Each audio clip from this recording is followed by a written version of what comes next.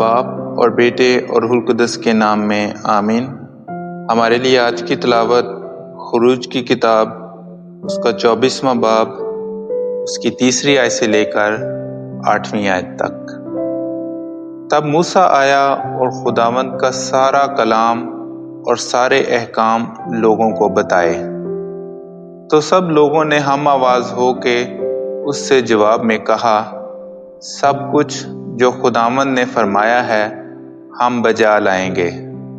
تب موسیٰ نے خداوند کا سارا کلام لکھا اور صبح کو سویرے اٹھ کر اس نے پہاڑ کے نیچے ایک قربان گاہ بنائی اور اسرائیل کے 12 قبیلوں کے لیے 12 ستون لگائے، اور بنی اسرائیل کے کئی جوانوں کو بھیجا، تو انہوں نے سوختنی قربانیاں چڑھائیں اور بچڑوں سے سلامتی کے ذبیحے خداوند کے لیے ذبح کیے۔ اور موسیٰ نے آدھا خون لے کر باسنوں میں ڈالا اور آدھا قربان گاہ پر چھڑکا، اور عہد کی کتاب لے کر لوگوں کو سنا کر پڑھی۔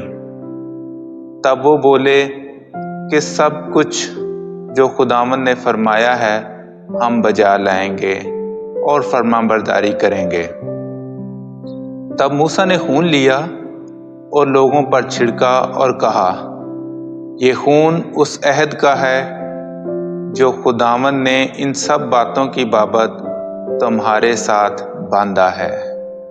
کلام اقدس کا پڑھا اور سنا جانا ہم سب کے لیے باعث برکت ہو۔